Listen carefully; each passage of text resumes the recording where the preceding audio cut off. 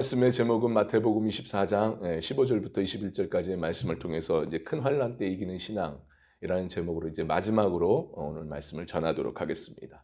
큰 환난 때 이기는 신앙입니다. 계속해서 말씀을 드렸지만 우리가 24장의 말씀은 종말론적으로 봤을 때는 굉장히 중요한 복음서 중에 가장 중요한 장이라고 말씀을 드렸는데 그 이유는 뭐겠습니까? 이 말씀은 오늘날 마지막 때를 살아가는 정말 큰 환난 때를 맞이하기 위해서 우리가 살아가는 그런 성도로서 어떻게 살아가야 되냐, 나침반과 같은 역할을 하고 있다라는 말씀입니다. 그래서 중요하다는 것이죠. 그래서 이러한 의미에서 우리가 지금 계속해서 지난주부터 살펴보고 있는 이 본문의 내용은 이제 마지막 때를 어떻게 이겨나갈 수 있는가, 성도로서 이기는 신앙으로서 어떻게 살아갈 수 있는가를 우리에게 가르쳐주는 말씀의 내용들이었습니다. 자, 그래서 우리는 지금까지 총 5가지로 우리가 살펴보았죠. 무엇이었습니까? 첫째는 무엇이었어요? 산으로 도망가라라는 말씀이었죠. 첫 번째는 이것은 뭘 말씀하는 거예요? 정말 큰 환난 때는 영적 높은 차원의 신앙으로 올라가야 된다. 여기서 영적 높은 차원의 신앙은 곧 자기를 부인하고 자기 십자가를 지고 주님을 쫓는 신앙, 바로 그러한 신앙이 되어야 된다. 항상 늘 그렇게 말씀을 드렸습니다. 자, 그리고 두 번째는 뭡니까? 지붕 위에 있는 자들은 물건을 가지러 집으로 내려가면 안 된다라는 거죠. 집 안으로 내려가면 안 된다. 이것은 곧 정말 큰 환난 때는, 그러니까 성도는 세상의 마음을 뺏겨서는 절대 안 된다라는 말씀이었어요. 자, 그리고 두 번째는 그 밭에 있는 자는 겉옷을 가지러 뒤로 돌이키지 말라라고 하셨는데, 이것은 곧 뭘 말하는 겁니까? 일꾼에 관한 이야기였죠. 일꾼들은, 주님으로부터 부름받은 일꾼들은 정말 환난 때에 세상 연락을 뒤로 해야 된다라고 말씀을 드렸습니다. 자, 그리고 이제는 넷째였죠. 넷째는 아이벤 자들에게는 화가 있다, 이렇게 말씀을 하셨는데, 이것은 곧 뭘 말한다고 했습니까? 정말 환난 때, 큰 환난 때는 장성하지 못한 자들, 장성하지 못한 성도들, 어린애와 같은 성도들, 또 그런 교회에 대해서 주님이 화가 있게 된다. 그러니까 어떻게 보면 하나님의 심판, 어떻게 보면 책망이 있게 된다라는 말씀이죠. 자, 여기 4가지였고요. 이제 어제였습니다. 어제 우리는 어떤 내용을 살펴보았죠? 네, 그 도망가는 일에 대해서 말씀드렸습니다. 도망하는 일이 겨울이 되지 않도록 너희가 기도해야 된다라는 말씀이었어요. 이건 결론적으로 말해서 종말 때에, 마지막 때에 너희가 얼어붙은 신앙이 돼서는 절대 안 된다라는 말씀이었어요. 여기서 겨울은 결론적으로 어떤 의미가 담겨져 있느냐, 영적인 잠을 자면 안 된다는 그런 뜻을 담겨져 있는 거예요. 그러니까 우리의 신앙이 종말일 때일수록 우리의 영적인 잠을 자면 안 된다는 거죠. 좀 달리 말하면은 겨울처럼 꽁꽁 얼어붙은 우리의 신앙이 돼서는 절대 안 된다. 그래서 예수님께서 뭐라고 말씀하십니까? 그래, 기도해라. 하나는 기도해라. 잠자는 신앙이 되지 않도록 깨어있는 신앙이 되도록 기도해라라고 말씀을 하시는 겁니다. 이것이 중요합니다. 그래서 어저께 여기까지 살펴보았고요. 이제 마지막입니다. 마지막 6번째인데요. 큰 환난 때 이기는 신앙, 어떤 신앙이냐? 6번째, 도망하는 일이 안식일에 되지 않도록 기도해야 된다라는 말씀이었어요. 말씀입니다. 20절의 말씀을 보겠습니다. 20절입니다. 시작. 너희가 도망하는 일이 겨울에나 안식일에 되지 않도록 기도하라. 어저께는 겨울이라고 했는데 이제 또 안식일이라고도 말씀하시네요. 자, 도망하는 일이 안식일이 되지 않도록 기도해라라는 이 말씀. 결국 이 말씀이 어떤 말씀일까요? 이것은 결론적으로 말한다면 이 종말에 너희가 율법적인 거짓된 신앙으로 너희가 살면은 안 된다라는 그런 말씀이에요. 그래서 그를 위해서 기도해야 된다. 이 말씀이 담고 있습니다. 이런 의미가 담겨 있습니다. 그러니까 마지막 때일수록 우리의 신앙이 참된 신앙으로 우리가 세워 나가야 된다는 거예요. 거짓된 내가 스스로에 만든 그 신앙에 갇혀서 잘못된 신앙 속에서 살면 안 된다. 이 말씀이에요. 오늘 말씀이 어떻게 보면 마지막으로 제일 중요한 말씀입니다. 우리의 신앙생활에 있어서 자칫 우리가 잘못된 신앙으로 빠질 수가 있어요. 오늘 말씀을 잘 귀 기울여 들으셔야 됩니다.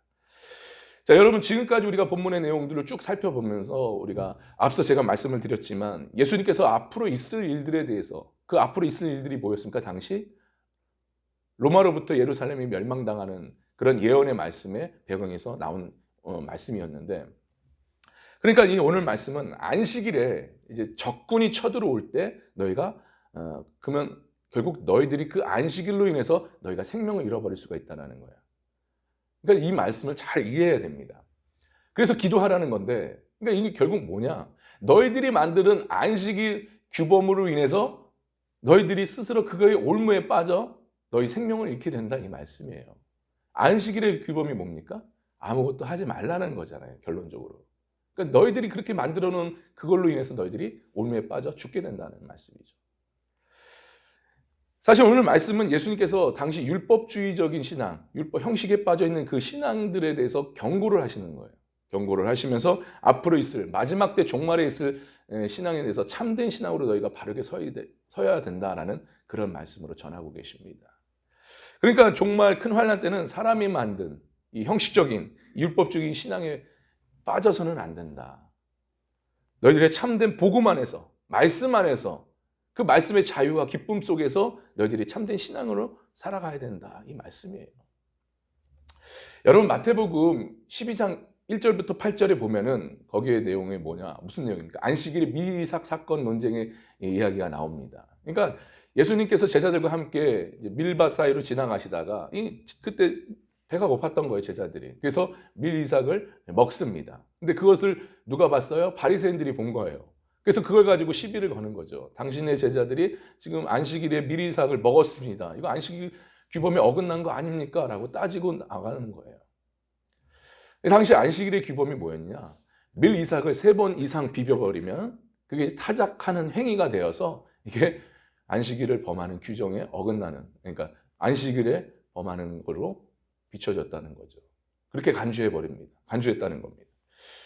이렇게 해서 논쟁이 있었는데, 근데 이 안식일의 논쟁을 보면, 안식일의 규범을 보면 참 재밌는 게 뭐냐? 밀이삭을 가지고 비벼가지고 그것을 껍데기를 가지고 부는 행위조차도 정미소에서 일하는 것으로 간주해서 안식일의 규범을 어겼다라고 그들은 그렇게 본다는 거죠. 아무튼 참 재밌어요. 이런 거를 통해서, 이런 상황들을 보면서 예수님께서 어떤 의도로 말씀하셨는지 여러분 이해하셔야 되는 거예요. 그러니까 한마디로 너희들이 만든 이 어리석은 그 규정을 가지고 너희들이 스스로 올무에 빠져서 신앙생활을 한다는 거예요. 그것이 너희들의 생명을 앗아가 버린다라는 것을 말씀해 주고 있는 겁니다, 지금. 그러니까 당시 이 바리새인들은요, 말씀을 잘못 해석했던 거예요. 잘못 이해했던 겁니다. 말씀을 연구하고 했지만 그러나 그들의 해석은 잘못된 거였어요. 그러니까 진짜 하나님의 말씀이 아닌 인간적인 사람의 생각으로 바꾸어서 변질시켜버리는 그런 일을 한 거죠. 그러니까 그들이 그들이 만든 그 안식일 규범 같은 그 유명한 것이 뭐냐? 바로 유대인의 그 전통, 유대인의 그 장로들의 그 유전이라고 말하는 거예요. 그걸 가지고 만들어서 사람들로 하여금 그걸 지키도록 강요를 한 거죠. 그리고 더 나아가서 거기에 대해 두려움과 공포를 주어서 어쨌든 거기에 올마매서 그 일들을 하게끔 만들어버리는 겁니다. 그러니 얼마나 잘못된 행위를 한 거였습니까? 이건 하나님의 계명을 지키려고 하는 것이 아니라 오히려 하나님의 계명의 규범을 어긋나게 만드는 일을 한 거죠. 어긋나는 일을 한 거죠. 그래서 마태복음 15장에 뭐라고 말씀하시냐? 우리 이걸 좀 봐야 됩니다. 마태복음 15장 1절부터 3절의 말씀을 보면 함께 봤습니다. 시작. 그때 바리새인과 서기관들이 예루살렘으로부터 예수께 나와 이르되 당신의 제자들이 어찌하여 장로들의 전통을 범하나이까? 떡 먹을 때에 손을 씻지 아니하나이다. 대답하여 이르시되 너희는 어찌하여 너희의 전통으로 하나님의 계명을 범하느냐? 정확히 말씀하시잖아요. 너희들이 만든 그 규범, 전통을 가지고 하나님의 계명을 왜 범하느냐라고 예수님께서 정확히 지적하셨다는 거예요. 그것은 말씀과 전혀 상관없다라는 이야기로 전하고 계시는 거예요. 가르쳐 주시는 겁니다. 여러분, 결론적으로 오늘 말씀과 관련해서 결국 연결해 본다면 뭘 말씀하고 계시는 거예요? 하나님의 계명을 범하는 이 율법주의, 사람이 만든 거 아니겠습니까? 이것도 어떻게 보면 율법주의 신앙도 이 틀을 가지고 마지막 종말 때에 너희가 살아간다면 결국 그 큰 환난을 이겨낼 수 없다. 무너지고 만다라는 거예요. 참으로 율법주의적인 이 신앙의 틀은요, 결국 왜 그렇습니까? 거기에는 생명이 없고, 거기에는 복음이 없이 빈 껍데기만 있는 신앙이기 때문에 그래요. 그런 곳에 하나님의 은혜가 있겠습니까? 절대 하나님의 은혜가 없죠. 하나님의 은혜 없으면 우리 신앙은 무너지게 되어 있습니다. 하나님의 불쌍히 여겨주심과 하나님의 은혜와 하나님께서 주시는 그 믿음으로 우리가 신앙생활하면서 견뎌나가고 이겨나가는 건데, 그런 하나님의 은혜가 없는 거예요. 생명이 없기 때문에. 거짓된 잘못된 신앙이기 때문에. 그래서 큰 환난을 당하면 무너지는 거예요. 그래 예수님께서는 결국 너희가 오늘 말씀을 통해서 뭐예요? 도망하는 일이 안식일에 되지 않도록 기도해라. 이 말씀이 뭐예요? 결국 너희들이 만든 그 율법적인 신앙에 갇히지 말고 거기에서 벗어나라라는 거예요. 여러분 오늘날 이 신앙이 이런 신앙 율법적인 신앙이 우리 신앙이 될 수가 있어요. 자칫하다가는 이렇게 될 수가 있습니다. 복음의 진리 안에서 우리가 참된 기쁨과 감사와 또 거기에 있는 자발적인 헌신 속에서 우리가 신앙생활을 해야 하는 겁니다. 이것이 바른 신앙생활이에요. 복음은요, 기쁨을 줍니다. 즐거움을 주고 자유함을 주고요. 또 자발적인 헌신 속에서 우리가 신앙생활하게끔 만듭니다. 근데 율법주의적인 신앙은 그렇지가 않다는 거예요. 이것은 내가 만든 신앙입니다. 내 기준으로 만든 그냥 종교적인 틀 안에서 내가 세운 신앙입니다. 잘못된 신앙이죠. 여기에는 참된 기쁨이 없어요. 즐거움이 없어요.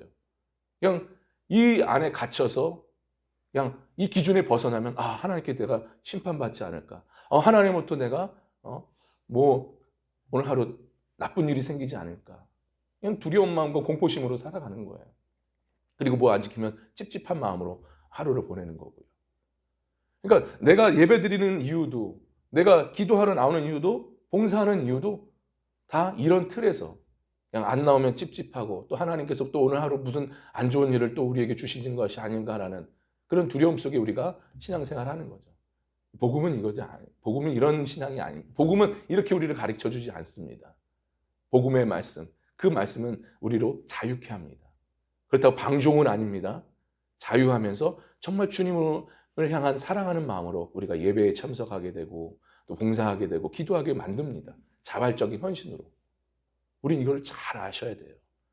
그래서 내 신앙이 정말 어떤 신앙이냐.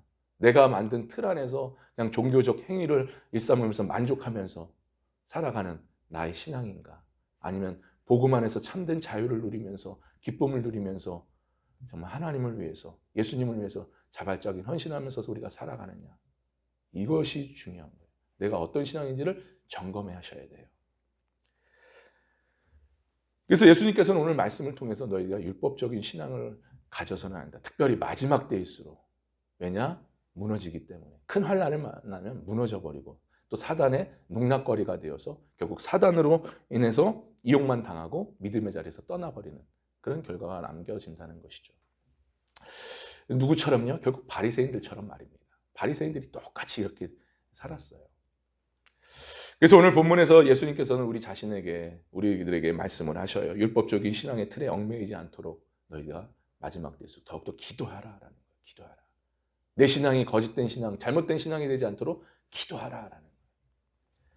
참된 복음의 말씀 안에서 자유와 기쁨과 즐거움과 감사로 그리고 또 자발적인 헌신의 신앙으로 이 바른 신앙으로 우리가 나아갈 수 있도록 기도해라라는 말씀으로 우리에게 가르쳐주고 계십니다. 아무쪼록 오늘 이 말씀을 우린 깊이 생각하시면서요. 마음에 새기면서 끝까지 주님 오실 그날까지 참된 복음의 말씀 안에서 굳게 서서 정말 좌로나 우로나 치우치지 말고 오직 주님 주시는 복음 안에서 우리가 참된 기쁨과 자유함과 즐거움 속에서 감사 속에서 또 자발적인 헌신 속에서 우리가 온전한 신앙생활을 할 수 있길 간절히 바랍니다. 그래서 끝내 우리가 믿음으로 인내하면서 이겨내면서 끝내 최후 승리를 얻는 그래서 신랑 되신 예수님을 기쁨으로 맞이하여서 어린 양 혼인잔치에 참여하여 살아갈 수 있는 살아가게 되는 그런 저와 여러분 될 수 있기를 주님의 이름으로 간절히 축원합니다. 이런 은혜가 있기를 다시 한번 주님의 이름으로 간절히 축원합니다.